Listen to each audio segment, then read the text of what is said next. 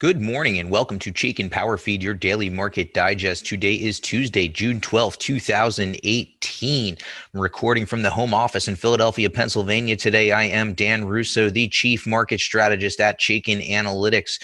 You can find me on Twitter at DanRusso_CMT. And every day, PowerFeed TV is brought to you by Chaikin Analytics in conjunction with StockCharts.com and StockCharts TV. You can get your free daily Chaikin PowerFeed at www.chaikinanalytics.com/PowerFeed TV. So U.S. equities finished slightly higher in Monday's trading, start the week on a strong note and extended last week's gains. Consumer staples and telecom were the best performers, while the rate-sensitive utilities and financials trailed.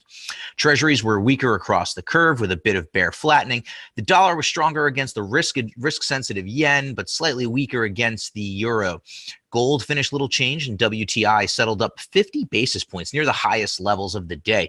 Breadth on the New York Stock Exchange was 1.2 to 1. Breadth on the NASDAQ was 1.2 to 1 as well. So not great for an up day, but let's kind of take a look at what's going on. The key levels kind of remain the same here. You know, are we breaking out of the consolidation? I think we are. I think support remains at 27.41, but I'm going to say something here. I'm bullish, but I actually wouldn't mind seeing the S&P 500 pull back and test that 27.41 breakout level, really solidify it as a key level. A successful test and hold there would really give me confidence that that level was important. We broke through it. Now we can move up to 2,800 and try our hand at that level. Below 27.41, there's 27.10, and then we have resistance here in the zone that we've been marking for a while, 26.58 to 26.75. The rising 200-day moving average is at 26.49, so continuing to creep up. Resistance comes into play at the March highs, 2,800. There's also a confluence of Fibonacci extension points there as well. Looking at momentum, RSI continues to be in the process of shifting to bullish ranges. Again, this is a circumstance where I wouldn't mind seeing the RSI get overbought. I wouldn't mind seeing a reading over 70. Really give me conviction that momentum is accelerating to the upside.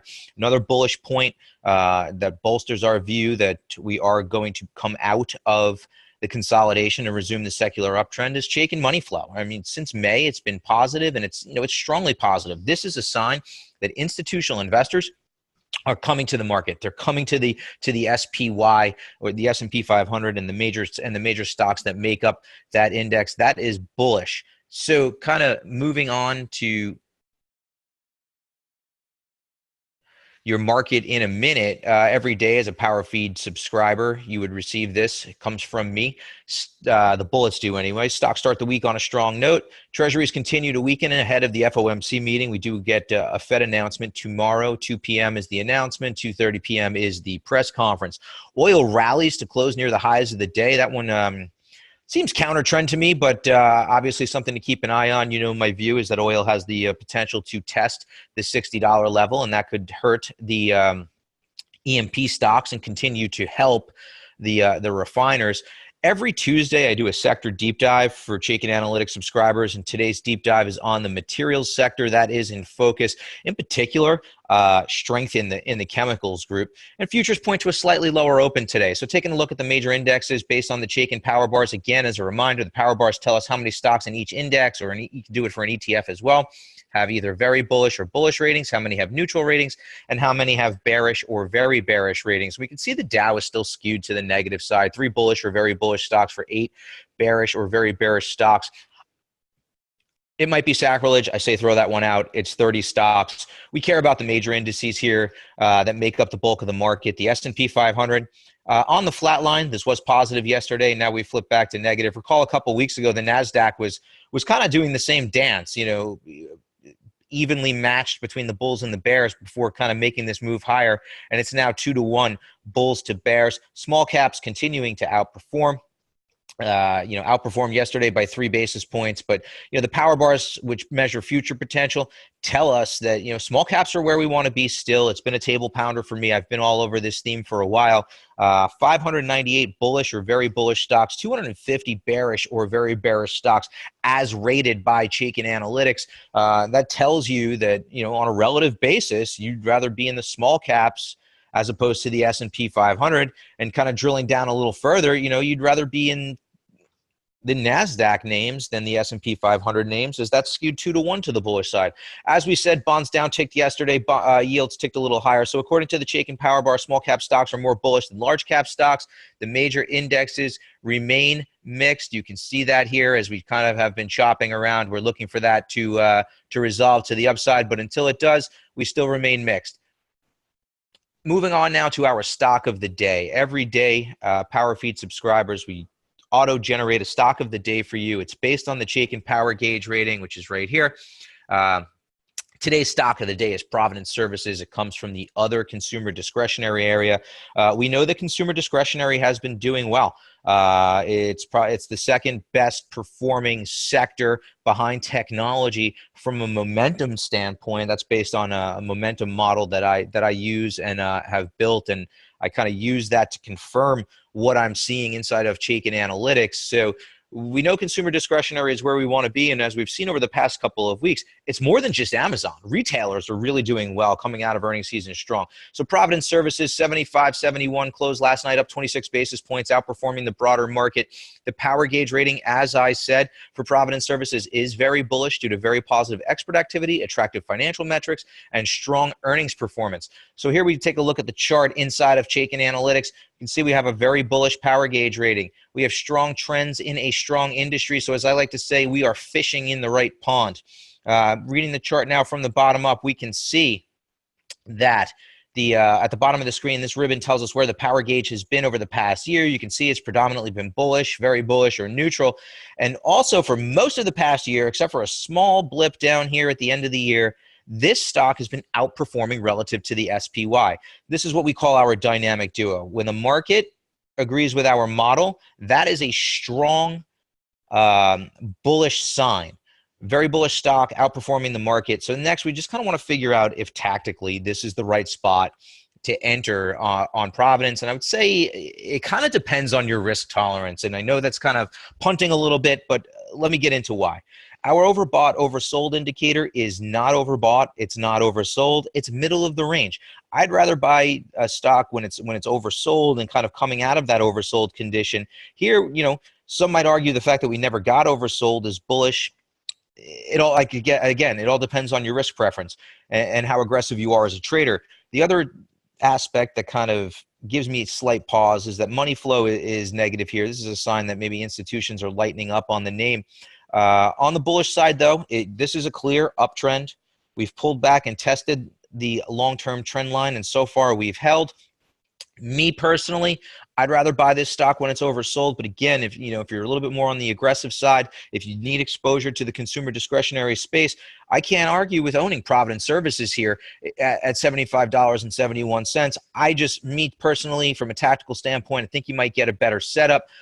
So that's kind of how I'm viewing the world for this stock. But again, this is a very bullish stock, strong trend in a strong industry. These are the type of stocks you want to own.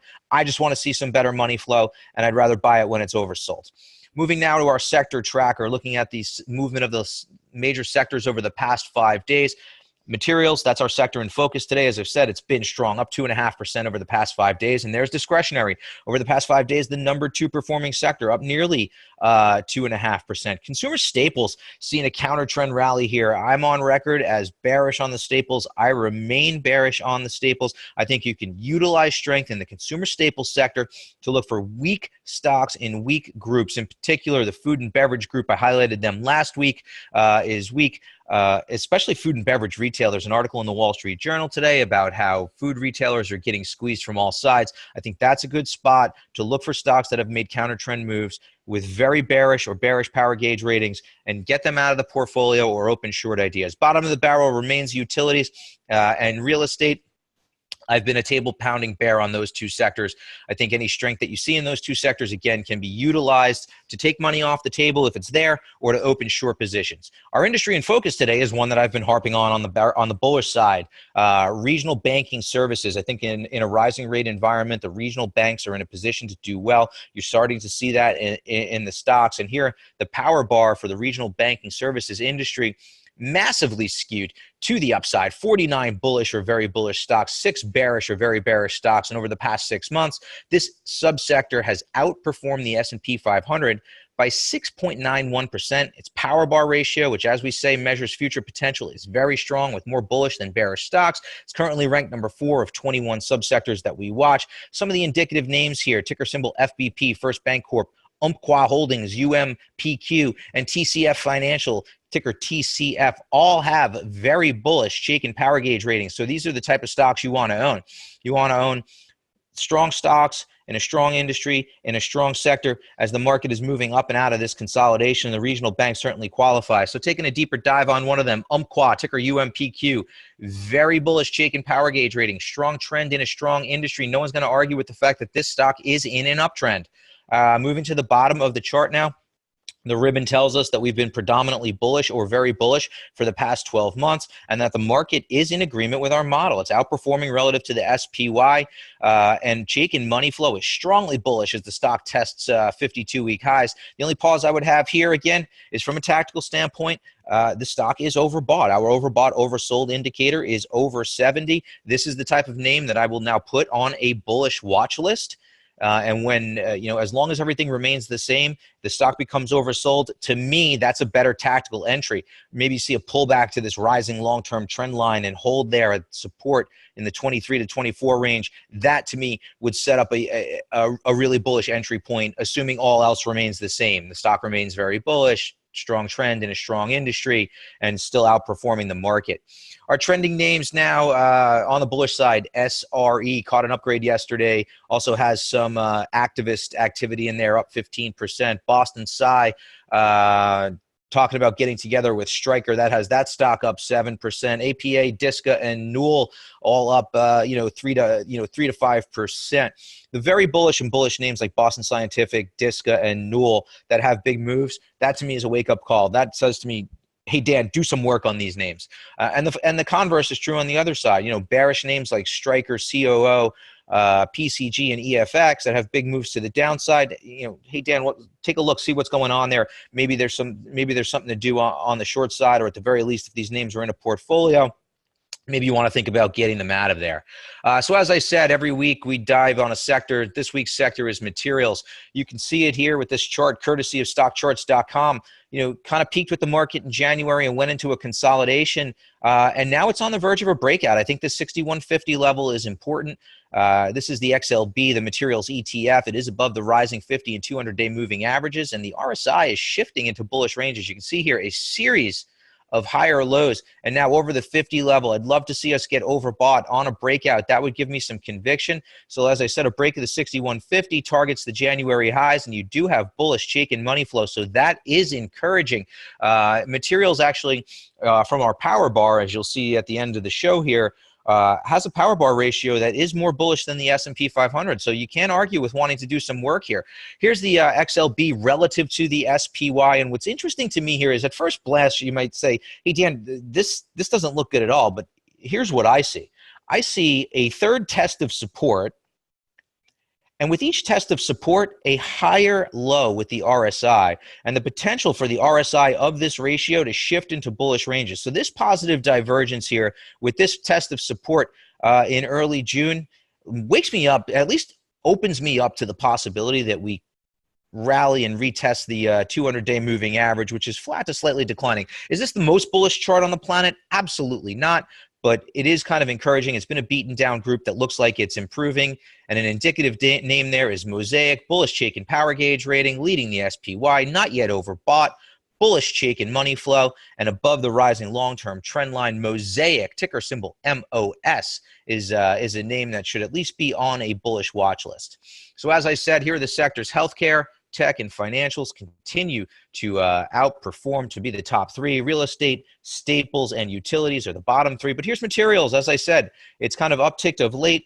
Has a more bullish ratio than the S&P 500, so certainly can't argue with wanting to do some work on names in the materials group. I would steer you towards the chemicals names. One of the names that I highlighted last week was for Chaikin Analytics subscribers was LyondellBasell, ticker LYB. I think you should do some work there. And here's consumer discretionary in the groups that are outperforming as well. So I thank everybody for listening today. Thank you, stockcharts.com. Happy Tuesday. Happy trading.